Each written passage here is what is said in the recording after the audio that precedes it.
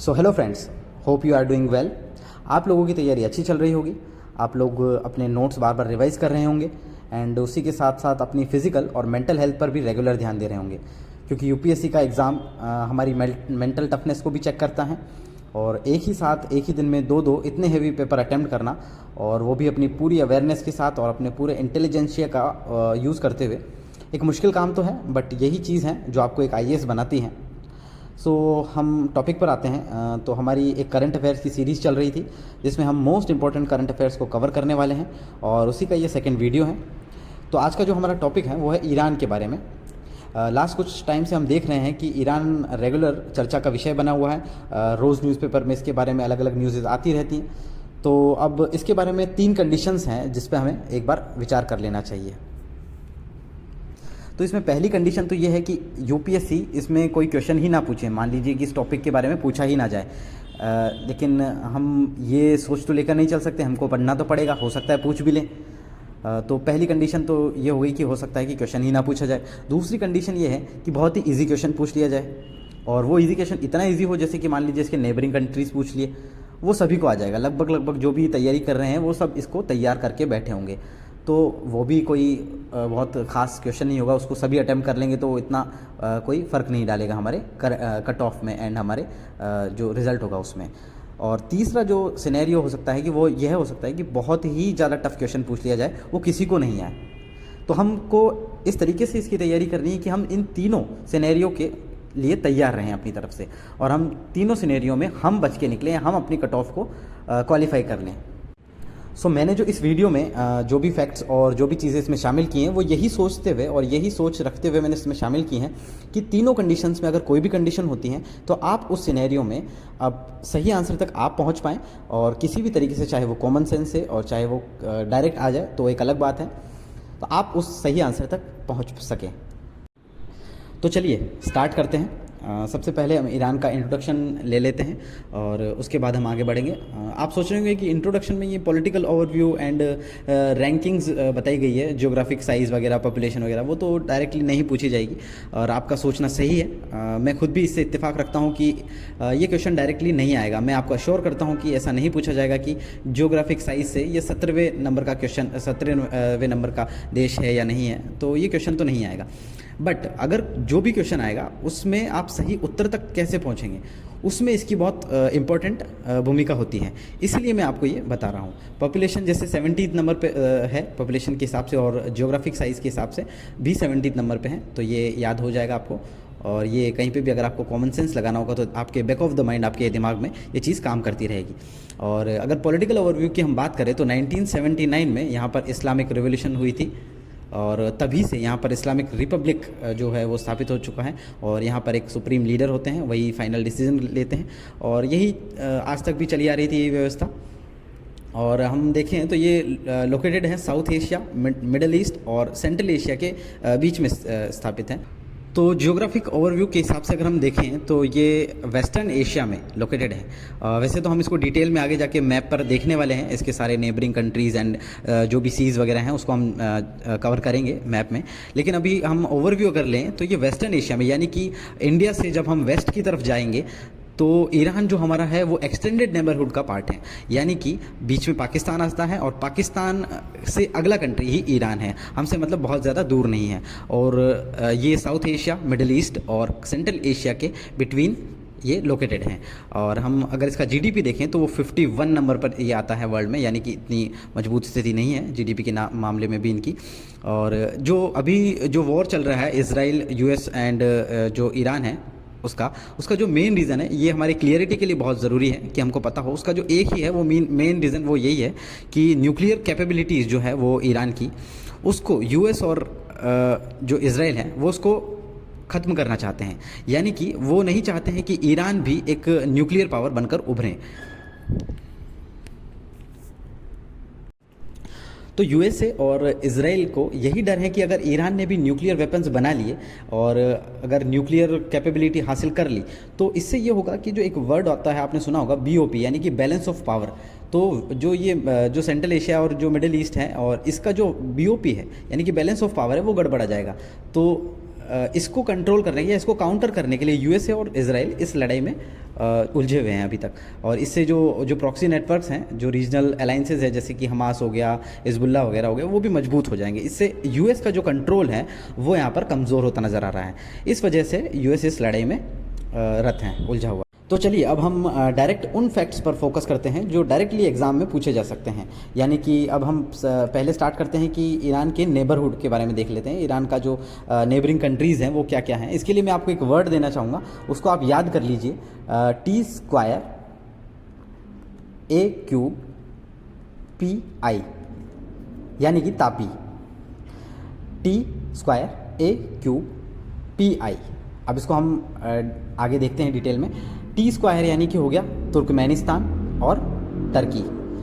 T² यानी कि तुर्कमेनिस्तान और टर्की। और सेकंड यहाँ पे आता है A³ यानी कि ए से भी 3 कोई कंट्रीज़ हैं। पहला तो हो गया अज़रबैजान, दूसरा हो गया आर्मेनिया एंड थर्ड हो गया अफ़गानिस्तान। तो हो गया यहाँ पे T² एंड A³।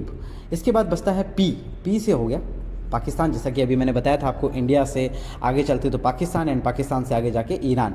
तो पाकिस्तान तो डायरेक्टली ईरान से जुड़ा हुआ है ही सही। तो P हो गया पाकिस्तान एंड लास्ट में बचता है I, तो वो हो गया इराक। तो इस हिसाब से T² A³ P and I, Tapi से आप याद रख सकते हैं इसको। अब हम इसके बारे में देख लेते हैं कि इंडिया से ईरान की दूरी कितनी है और क्या लोकेशन है इंडिया से। ये रहा इंडिया, यहाँ पे हम साइड में देखेंगे तो इंडिया ये रहा। और इंडिया का ये जो स्टेट है ये गुजरात है। गुजरात से जब हम वेस्ट साइड में जाते हैं तो ये पाकिस्तान की बॉर्डर हमारे से मिलती है। और इससे जब हम आगे जाते हैं तो करीब करीब मेरे हिसाब से ये बहुत ज़्यादा दूर नहीं है, 1000-1500 किलोमीटर हम जब आगे जाएंगे तो वहीं से ईरान स्टार्ट हो जाता है। मतलब कि हमारा एक्सटेंडेड नेबरहुड है। और इधर से भी देखें तो हम इंडिया से अब पाकिस्तान और पाकिस्तान से अफ़गानिस्तान जाएं तो उसके बाद से वापस ईरान स्टार्ट हो जाता है। एंड यहाँ से देखें अगर तो हम ये अरेबियन सी हैं, इतना तो हम सभी जानते हैं। अरेबियन सी से हम जब आगे बढ़ते हैं तो ओमान आता है। ओमान के नॉर्थ में ये जो सी दिख रहा है ये वाला, ये जो है ये गल्फ़ ऑफ ओमान है, गल्फ़ ऑफ ओमान। अच्छा, एक चीज़ और मैं आपको इंपॉर्टेंट जहाँ से क्वेश्चन बनता है वो बताना चाहूँगा। इंडिया में जो ये गुजरात हैं, गुजरात के यहाँ से ये एक लाइन अगर हम खींचें तो ये जो है ना, ये ट्रॉपिक ऑफ कैंसर है जो कि यहाँ से गुजरती हैं। इंडिया के गुजरात राज्य से निकलती है ये। और अगर हम इसी को आगे बढ़ा दें तो लगभग ये सऊदी अरेबिया के बीच से होती हुई जाएगी। तो हम ये भी देख सकते हैं कि ये यहाँ से होके जाती है। इसका मतलब ये है कि ईरान जो है वो ट्रॉपिक ऑफ कैंसर के नॉर्थ में है। वो मतलब टोटली देखें तो नॉर्दर्न हेमिस्फीयर में पूरी तरीके से स्थित हैं, लोकेटेड है। तो ठीक है, इसको हम यहाँ से हटा देते हैं। अब हम आगे का मैप है उसको बहुत धीरे से समझते हैं। जब इंडिया से हम वेस्टर्न साइड में जा रहे हैं तो ये आता है अरेबियन सी। उसके आगे हम जाते हैं तो ये हो गया गल्फ़ ऑफ ओमान, हमने देख लिया। और इसके बाद जब हम आगे बढ़ते हैं तो एक बहुत पतला सा एक स्ट्रेट टाइप का नज़र आता है और ये एक पेनिनसुला निकला हुआ है। इस पेनिनसुला की वजह से एक पतला सा गलियारा बना हुआ है। इस गलियारे को हम बोलते हैं स्ट्रेट ऑफ हॉर्मूज़। और ये हम आए दिन चर्चा में रह रहा है, हम आए दिन इसको अखबारों में पढ़ रहे हैं। तो ये है वो स्ट्रेट ऑफ हॉर्मूज़। और ये इससे जब हम आगे चले जाते हैं तो ये जो बड़ी सी ये खाड़ी नज़र आ रही है इसको हम बोलते हैं पर्शियन गल्फ़। ये हुई पर्शियन गल्फ़ यानी कि फ़ारस की खाड़ी।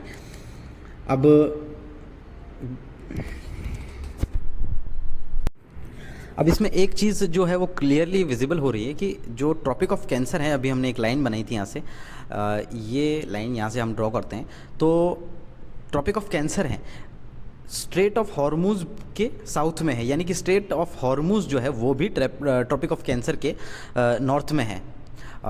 और ये ओमान, यूएई और सऊदी अरेबिया होके रेड सी, ये है रेड सी से होकर इजिप्ट होकर यहाँ से निकलती है। यानी कि ईरान से स्ट्रेट ऑफ हॉर्मूज़ से यानी कि और या फिर पर्शियन गल्फ़ से इसका कोई लेना देना नहीं है। किसका? ट्रॉपिक ऑफ कैंसर का। अब हम एक बार ईरान की वाटर बॉडीज़ भी देख लेते हैं किसके जो इससे बॉर्डर शेयर करती हैं। तो ये नॉर्थ में अगर हम देखें ईरान के नॉर्थ में तो ये जो वाटर बॉडी दिख रही है हमें, ये जो है वो है कैस्पियन सी। कैस्पियन सी ये है ईरान के नॉर्थ में। और अगर साउथ में हम देखें तो हम देख ही चुके हैं, ये है पर्शियन गल्फ़, ये ईरान से बॉर्डर शेयर करती है। और इसके नीचे अगर हम जाएँ तो ये हम देख सकते हैं गल्फ़ ऑफ ओमान। यानी कि 3 वाटर बॉडीज़ है जो डायरेक्टली ईरान से बॉर्डर शेयर करती हैं। पहली होगी कैस्पियन सी, दूसरा हो गया पर्शियन गल्फ़ एंड थर्ड हो गया गल्फ ऑफ ओमान। इन तीनों को हमें याद रखना चाहिए, हो सकता है कि ये एग्ज़ाम में पूछ लिया जाए। और एक चीज़ जहाँ एग्जामिनर हमें फंसा सकता है वो हमें थोड़ा सा ध्यान देना चाहिए कि जो सीरिया है, सीरिया ईरान से डायरेक्टली कहीं पे भी बॉर्डर शेयर नहीं कर रहा है, इसराइल भी कहीं भी बॉर्डर शेयर नहीं कर रहा है, जॉर्डन नहीं कर रहा है, और कुवैत एक जो छोटा सा कंट्री है, कई बार हमें एजम्पशन ऐसा दिमाग में हमारे बैठा होता है कि कुवैत कहीं मिडिल ईस्ट में है तो हो सकता है बॉर्डर शेयर कर रहा हो। कुवैत नहीं करता है, कतर नहीं करता है, यूएई डायरेक्टली कोई बॉर्डर शेयर नहीं करता है। और हमने देख ही लिए थे Azerbaijan, Armenia, Iraq, Afghanistan, Turkmenistan and Pakistan, ये वो कंट्रीज़ हैं जो उससे बॉर्डर शेयर करते हैं। हाँ, ये है टर्की। और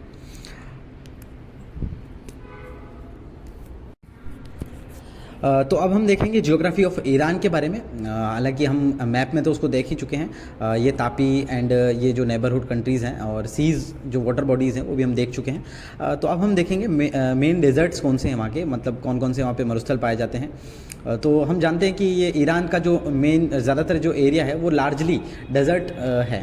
तो जो भी डेजर्ट है वहाँ पे वो ईस्ट साइड में फैले हुए हैं, मतलब कि ईरान के ईस्टर्न पार्ट में, यानी कि पूर्वी भाग में फैले हुए हैं। और इसमें दो डेजर्ट वहाँ पे मेन है, एक तो है कवी डेजर्ट और दूसरा है दश्त ए लुत। दश्त ए लुत, ये दो नाम हैं, इसको आप याद रख लीजिए। हो सकता है मैच द फॉलोइंग में या कहीं पे यूपीएससी आपको ये दो नाम दे और आप डायरेक्टली या इनडायरेक्टली आंसर तक पहुंचने में आपकी मदद करे। तो कवी डेजर्ट और दश्त ए लुत। कवी डेजर्ट जो है इसकी खासियत ये है कि ये है लार्जेस्ट डेजर्ट ऑफ ईरान, यानी कि ईरान का सबसे बड़ा डेजर्ट है ये। और जो दूसरा है वो दश्त ए लुत, वो यूनेस्को की वर्ल्ड हेरिटेज साइट है, यानी कि यूनेस्को ने उसको वर्ल्ड हेरिटेज साइट घोषित किया हुआ है दश्त ए लुत को। और ये दोनों जो है ये अल्ब्रूज रेंज है ना, जो अल्ब्रूज रेंज आपने कभी नाम सुना हो, माउंटेन रेंज है एक, उसके साउथ में पड़ते हैं। ईरान में जो अल्ब्रूज जो माउंटेन रेंज है उसके साउथ में कबीर डेजर्ट है, एंड उसके साउथ में हम जाते हैं तो दश्त ए लुत पड़ता है। अब हम आगे चलते हैं माउंटेन्स पे, यानी कि ईरान के माउंटेन्स को हम देख लेते हैं एक बार, जो भी इंपॉर्टेंट माउंटेन्स है। ईरान एक माउंटेनियस कंट्री है, काफ़ी सारे वहाँ पे माउंटेन्स हैं। तो उसमें जो तीन नाम है वो सबसे इंपॉर्टेंट है, काकेशस, जाग्रोस एंड अल्ब्रूज। तो ये कहीं भी नाम है ना, आप इनको डायरेक्टली कनेक्ट कर लीजिएगा ईरान से। ये तीनों ईरान के इम्पॉर्टेंट माउंटेन्स हैं। और अगर इसमें हम आगे देखें तो माउंट देमावंद एक पीक है, हाईएस्ट पॉइंट है ये, 5610 मीटर की हाइट है इसकी, लगभग 18,000 फीट की। ये हाईएस्ट वॉल्केनो है एशिया में। ये जो है ये हाईएस्ट पॉइंट है ईरान का, और ये जो हाईएस्ट वॉल्केनो भी है एशिया में। ये दो चीज़ें हैं, माउंट दमावंद, इसको हम याद रखेंगे नाम को। अब हम आगे चलेंगे तो रिवर्स आती हैं। एक नाम है रिवर, करुण रिवर। ये करुण रिवर जो है ना, ये ईरान की लार्जेस्ट यानी कि लॉन्गेस्ट रिवर है। तो चलिए अब हम इम्पॉर्टेंट रिवर्स भी देख लेते हैं ईरान की। तो करुण रिवर जो है वो सबसे इम्पॉर्टेंट और सबसे लॉन्गेस्ट रिवर है, ये ईरान की लॉन्गेस्ट रिवर है। कईयों को कन्फ्यूज़न हो सकता है कि यूफ्रेटस या टिग्रिस जो रिवर्स हैं वो भी ईरान से निकलती है या ईरान से रिलेटेड है, बट ऐसा नहीं है। यहाँ की जो सबसे इम्पॉर्टेंट रिवर है वो है करुण रिवर। और ये जो है ईरान के ऑयल रिच रीजन है एक उनका, खुजेस्तान करके, खुजेस्तान, इस वर्ड को याद रखिए, कहीं भी मैच करवा सकते हैं, तो आप इसको दिमाग में रखिए। खुजेस्तान करके हैं, एक ऑयल रिच रीजन है ये ईरान का, और यहाँ से ये रिवर फ्लो करती हैं। और जो स्टार्ट होती है ये इस जाग्रोस माउंटेन से निकलती है, जाग्रोस माउंटेन से। और ये भी एक इम्पॉर्टेंट फैक्ट है कि ये करुण रिवर जो है ना, ये जाके गिरती हैं हॉर्मुज़ के पास में। हॉर्मुज़ जो है ना, अभी हमने स्टेट ऑफ हॉर्मुज़ देखा, वहाँ पे जाके ये गिरती हैं पर्शियन गल्फ में। पर्शियन गल्फ में हॉर्मुज़ के पास जाकर ये गिरती हैं। और जयांदेह रिवर है एक, इसका भी नाम दिमाग में रखिए आप। और अदर रिवर्स हैं जैसे कि कारखेह, डेज, सेफिड, रुड, और ये सारी है, इनको आप देख लीजिएगा। थोड़ा सा हम एक क्लाइमेट भी देख लेते हैं ईरान का। क्लाइमेट कैसा है वहाँ का। ईरान जो है वो नॉर्दर्न हेमिस्फीयर में है लोकेटेड टोटली। अभी हमने देखा ही था कि जो टॉपिक ऑफ कैंसर है उसके टोटली नॉर्थ में है पूरी तरीके से। तो यहाँ का जो क्लाइमेट है वो एरिड और सेमी एरिड है। जैसा कि हम जानते हैं बहुत सारे डेजर्ट हैं, तो इस आधार पे वहाँ का जो क्लाइमेट होता है वो एरिड और सेमी एरिड, यानी कि शुष्क और अर्ध शुष्क किस्म का वहाँ का क्लाइमेट है। तो हम आगे ये कुछ फैक्ट और हैं, इनको हम देख लेते हैं, जिसमें मैंने एक चार्ट बनाया है। इसमें नॉन स्टेट एक्टर्स और सामने वो किस कंट्री से या किस से बिलोंग करते हैं या कहाँ से लिंक्ड है, वो लिखी हुई है चार्ट। ये मैं आपको टेलीग्राम पे भी प्रोवाइड कर दूंगा, आप इसको देख लेना। पूरा तो यहाँ पे पढ़ाना पॉसिबल नहीं होगा। आप इसको देख लीजिएगा। तो इसमें इसके पढ़ने से पहले सबसे पहले हम ये देख लेते हैं कि एक वर्ड है एक्सिस ऑफ रेजिस्टेंस, इसका मतलब क्या होता है। यानी इसको हिंदी में अगर देखें तो प्रतिरोध की धुरी। एक्सिस ऑफ रेजिस्टेंस, रेजिस्टेंस जहाँ से मतलब उत्पन्न हो रहा है वो कौन सा एक्सिस है, तो ये ऐसा एक्सिस है, ये स्टेट और नॉन स्टेट एक्टर्स होते हैं जिनको ईरान सपोर्ट करता है। किसके अगेंस्ट में? इजराइल और यूएस और उसके अलाइज के अगेंस्ट में। मतलब ईरान ने कुछ ऐसे नॉन स्टेट एक्टर्स को फंडिंग की है, उनको फ़ायदा पहुंचा है, उनका सपोर्ट लिया है यूएस और इजराइल के अगेंस्ट में। इनका जो मेन गोल है वो ही इजराइल और यूएस के जो इन्फ्लुएंस है उसको ख़त्म करना है। तो इसके लिए जॉइंट ऑपरेशंस चलाते हैं, मिलिट्री और फाइनेंशियल सपोर्ट इनको मिलता है, और ये आइडियोलॉजिकल अलाइनमेंट को भी बढ़ावा देते हैं। अब इसमें हम देख लेते हैं। हिजबुल्ला है सबसे पहले, जो ईरान से रिलेटेड माना जाता है, लेबनान से रिलेटेड माना जाता है। अगर आपको मैच द फॉलोइंग में ये आता है तो आप इसको करेक्ट करके लगा लीजिएगा। हुथीज़ हैं, ये यमन के माने जाते हैं। हुथीज़ जो है उनको यमन से माना जाता है। एक है नया नाम आया है popular mobilization forces, PMF, popular mobilization forces, ये इराक का माना जाता है, इसको इराक से रिलेटेड माना जाता है। फिर है कुर्दिश। कुर्दिश जो है वो एक तरीके से स्टेटलेस एथनिक ग्रुप है, ये किसी, इनका कोई स्टेट नहीं है, ये सब ये बिखरे हुए हैं एक तरीके से। एथनो नेशनलिस्ट आर्म ग्रुप है ये, मतलब कि इन ये नरजातीय रूप से जुड़े हुए हैं और अपने एक एरिया की मांग करते हैं ये। तो ये कुर्दिश हो गए, ये स्टेटलेस होते हैं, ठीक है। और इसके आगे हम चलते हैं हमास। हमास जो है वो गाज़ा से रिलेटेड है, ये पैलेस्टीन का है, ये पैलेस्टीन से रिलेटेड है। और सुन्नी इस्लामिस्ट ऑर्गेनाइजेशन है एक तरीके से, ये पॉलिटिकल और मिलिट्री विंग इससे जुड़ा हुआ है ये।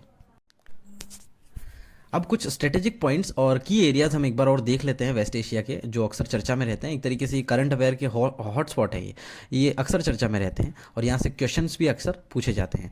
इसमें अभी जैसे सबसे पहले आता है स्ट्रेट ऑफ हॉर्मुज, तो हम पहले इसको मैप में तो देख चुके हैं, वापस हम थोड़ा सा इसमें डीप में पढ़ लेते हैं। वर्ल्ड्स क्रिटिकल चोक पॉइंट, ये जो एक तरीके का क्रिटिकल चोक पॉइंट है, बहुत इंपॉर्टेंट है। क्यों? क्योंकि यहाँ से लगभग 20% ऑयल सप्लाई वर्ल्ड का होता है, इसलिए इंपॉर्टेंट है। दूसरी बात, ये जो हमने देखा था कि कहाँ पे लोकेटेड है, ये है ईरान, इसके नॉर्थ में पड़ता है।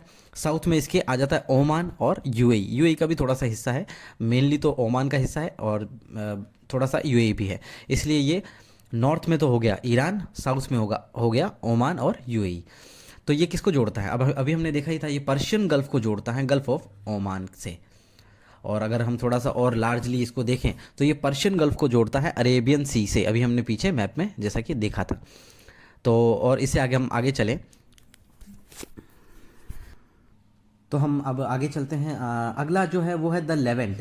ये लेवेंट और कुछ नहीं, एक वर्ड है, इसको आप याद रख सकते हैं, एक एरिया है, एक एरिया का नाम है जो सब रीजन है वेस्ट एशिया का। वेस्ट एशिया यानी कि पश्चिम एशिया। और हाँ, एक चीज़ मैं पहले बताना चाहूँगा कि ये इससे पहले शायद 2023 या आई थिंक 2024 में ये पूछा गया था, और उससे पहले भी काफ़ी पहले एक बार ये पूछा जा चुका है। तो ये इंपॉर्टेंट है, ये वर्ड जो है ना, द 11 कंट्रीज़, कौन से हैं 11 कंट्रीज, इस तरीके का कुछ क्वेश्चन पूछा जा चुका है। तो ये सब रीजन है वेस्ट एशिया का। अब इसको हम देखें तो वेस्ट एशिया में ये ईस्टर्न मेडिटेरेनियन ये वर्ड है, इससे इसका पूरा लोकेशन हमको क्लियर हो जाएगा। ईस्टर्न मेडिटेरेनियन यानी कि मेडिटेरियन सी जो है उसके ईस्ट साइड में जो कंट्रीज़ हैं उनको हम लेवेंट कंट्रीज़ मानते हैं। अच्छा, ये कैसे जुड़े हुए हैं? ये हिस्टोरिकली एंड कल्चरली जुड़े हुए हैं। किस आधार पे? ऐतिहासिक रूप से और तो ये हमको याद रहना चाहिए लेवेंट कंट्रीज़ के बारे में। अब आगे चलते हैं तो कुछ की ईरानियन न्यूक्लियर फैसिलिटीज़ हैं, ये भी हमको पढ़नी चाहिए, क्योंकि एटलीस्ट जो भी सारा झमेला हुआ है, ये सारा मतलब इतना बड़ा वॉर हुआ और जो अभी तक भी चल रहा है, तो ये हो क्यों रहा है? ये हो इसीलिए रहा है क्योंकि यूएसए चाहता है कि ईरान अपने न्यूक्लियर फैसिलिटीज़ को डेवलप ना कर पाए, ईरान एक न्यूक्लियर पावर ना बन पाए। तो इसके लिए हमको ये पढ़ना ज़रूरी है, थोड़ा सा केवल दिमाग में होना ज़रूरी है कि ये जो लोकेशंस है, ये जो प्लेसेस है, ये ईरान से संबंधित है। कभी अगर क्वेश्चन मैच करने के लिए आ जाए तो पता होना चाहिए बस। तो सबसे पहले आता है नतांज करके, नतांज है कोई वर्ड, इसको याद कर लीजिए, ये ईरान से संबंधित है। ये यूरेनियम एनरिचमेंट फैसिलिटी है ईरान की, नहीं भी याद रहेगा तो चलेगा, बट नतांज याद रखना कि ईरान से संबंधित है। दूसरा आता है फेरेडो, ये भी एक यूरेनियम एनरिचमेंट फैसिलिटी है। उसके बाद आता है इस्फहान वर्ड है। उसके बाद बुशहर, और फिर आता है अराक, ये हैवी वाटर रिएक्टर हैं। तो नतांज हो गया, फेरेडो हो गया, इस्फहान हो गया, बुशहर हो गया और अराक हो गया। अच्छा, इसमें आप थोड़ा सा ये भी याद रख लीजिए कि जो बुशहर है, बुशहर ये न्यूक्लियर पावर प्लांट है, ईरान का न्यूक्लियर पावर प्लांट। और इस्फ़हान है वो न्यूक्लियर टेक्नोलॉजी सेंटर है। अगर इस्फ़हान का याद नहीं भी रहता है तो बुशहर को याद कर लीजिए, ये न्यूक्लियर पावर प्लांट है। ठीक है, तो हम आगे चलते हैं। तो अब हम आगे चलते हैं, जो लास्ट कुछ बचा हुआ है इसको भी देख लेते हैं। ये आता है, अब आता है पर्शियन गल्फ। पर्शियन गल्फ, इसमें ये गल्फ शब्द है जो ये बार बार काफ़ी बार आ चुका है, इसको एक बार हम देख ही लेते हैं कि होता क्या है। तो गल्फ वो होता है एक तरीके से, मतलब इसको हम हिंदी में बोलते हैं खाड़ी।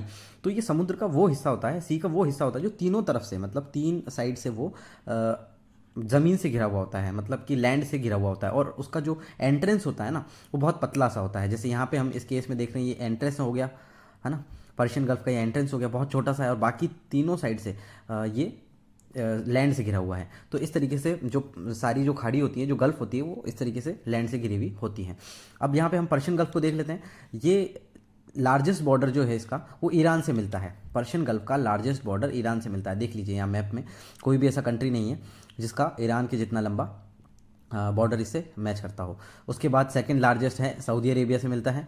और इसके बाद अगर हम देखें, अब इसमें कुछ की पॉइंट्स और देख लेते हैं हम पर्शियन गल्फ के बारे में। तो इसको अरेबियन गल्फ के नाम से भी जाना जाता है, पर्शियन गल्फ को। और इसको वेस्ट एशिया का मेडिटेरेनियन सी माना जाता है। और एक वर्ड है क्यूशेम, QESHM, क्यूशेम आइलैंड है। ये बिलोंग करता है ईरान को, और ये लोकेटेड है हॉर्मूज में। इसलिए इंपॉर्टेंट है, क्यों? क्योंकि ये सबसे बड़ा आइलैंड है, बिगेस्ट आइलैंड है ये, क्यूशेम आइलैंड। क्यूशेम आइलैंड बिगेस्ट आइलैंड है, और ये लोकेटेड है हॉर्मूज के पास में। और अब एक और वर्ड है जो आपको याद रखना पड़ेगा, अल सफानिया। अल सफानिया, अल सफानिया जो है ये क्या है? ये है लार्जेस्ट ऑफशोर ऑयल फील्ड, जो कि लोकेटेड है पर्शियन गल्फ में। पर्शियन गल्फ में है लार्जेस्ट ऑफशोर ऑयल फील्ड, अल सफानिया। इसको याद रख लेना चाहिए। और एक चीज़ और है छोटी सी, इसको याद रख लीजिए कि जो पर्शियन गल्फ है उसकी जो सैलिनिटी है वो हायर रहती है हमेशा। आगे चलते हैं, तो इसमें आता है gulf of Oman. Gulf of Oman हम पहले ही देख चुके हैं कि ईरान के साउथ में पड़ता है, ओमान के नॉर्थ में पड़ता है, इधर आ जाता है इसका अरेबियन सी। और इसको दूसरे नाम इसका अगर देखें तो इसको गल्फ ऑफ मकरान भी कहा जाता है। और एक चीज़ और याद रखने की है कि गल्फ ऑफ ओमान में ही भारत का जो है ना चाबहार पोर्ट, हाँ अक्सर नाम आप सुनते होंगे न्यूज़पेपर में और पढ़ते होंगे, चाबहार पोर्ट जो है वो यहाँ पर लोकेटेड है, जो कि इंडिया ऑपरेट करता है। और जो इसके नेबरिंग कंट्रीज़ हैं उसको भी हम थोड़ा सा देख लेते हैं। गल्फ ऑफ ओमान देखिए, यहाँ नॉर्थ में हो गया ईरान, यहाँ पे हो गया पाकिस्तान, ये रहा ओमान, और ये रहा UAE। यानी कि ये 4 कंट्रीज़ हैं जो इसके नेबरिंग कंट्रीज़ है, जो कि इसके बॉर्डर शेयर करते हैं गल्फ ऑफ ओमान से। ठीक है, लास्ट में एक टॉपिक और रहता है रेड सी का, इसको भी देख ही लेते हैं, ये भी अक्सर चर्चा में रहता है। तो इसमें जो इम्पोर्टेंट है वो ये है कि इसके नेबरिंग कंट्रीज़ इसके भी देख लेते हैं। इसमें एक की वर्ड है, उसको याद कर सकते हैं हम, उसके थ्रू इसको याद कर सकते हैं, DEESSY, डेज़ी। डेज़ी की स्पेलिंग हो सकता है गलत हो, लेकिन हम हमारे याद करने के लिए तो ठीक ही है। D से हो गया जिबूती, वापस E से हो गया इजिप्ट, आगे चलते हैं तो E से हो गया एरिट्रिया, वापस S से सूडान, S से वापस Saudi Arabia, and then Yemen. DEESSY, Daisy. ये जो नेबरिंग कंट्रीज़ है रेड सी के, ठीक है, ये रेड सी के नेबरिंग कंट्रीज़ हैं। कौन से? डेज़ी। ठीक है, इसको हम ऐसे याद कर सकते हैं। तो इसमें इतना ही था। अच्छा, एक फैक्ट और है जो इसके लिए हमको याद होना चाहिए। जो ट्रॉपिक ऑफ कैंसर है, हम देख रहे थे कहाँ से जाती है, वो ट्रॉपिक ऑफ कैंसर जो है ना वो रेड सी से होके गुजरती हैं, रेड सी से निकलती हैं। हमने देखा था सऊदी अरेबिया होकर और रेड सी से होके जाती हैं। अच्छा, इसमें कुछ नाम है ये हम याद कर लेते हैं, जैसे बाब अल मंदेब स्ट्रेट, गल्फ ऑफ एडन, और gulf of Aqaba, gulf of Suez. ये सारे जो है ना ये रेड सी से संबंधित हैं। और जब हम ऊपर देख रहे थे पर्शियन गल्फ का, तो उसमें ये नाम नहीं आने चाहिए, उससे हमको इसको कंफ्यूज नहीं करना है। पर्शियन गल्फ अलग है, और उससे साउथ में जब हम सऊदी अरेबिया जाते हैं, और उसके साउथ में जब हम जाते हैं, यानी कि सऊदी अरेबिया के साउथ में हम जब जाते हैं तो रेड सी आता है, जिसमें क्या क्या है? बाब अल मंदेब स्ट्रेट है, गल्फ ऑफ एडन है, गल्फ ऑफ अकाबा है, गल्फ ऑफ सुएज है। इन सबको हम कंफ्यूज ना करें, किसके साथ? गल्फ ऑफ ओमान और पर्शियन गल्फ और हॉर्मुज के साथ कंफ्यूज। अब लास्ट में एक क्वेश्चन है जो कि यूपीएससी के पैटर्न पे ही है। कुछ साल पहले यूपीएससी में इसी तरह का एक क्वेश्चन पूछा भी गया था। तो इसका आंसर कीजिए आप। Consider the following countries, which of the above countries are part of the Levant region, Iran, Lebanon, Jordan, Iraq and Syria.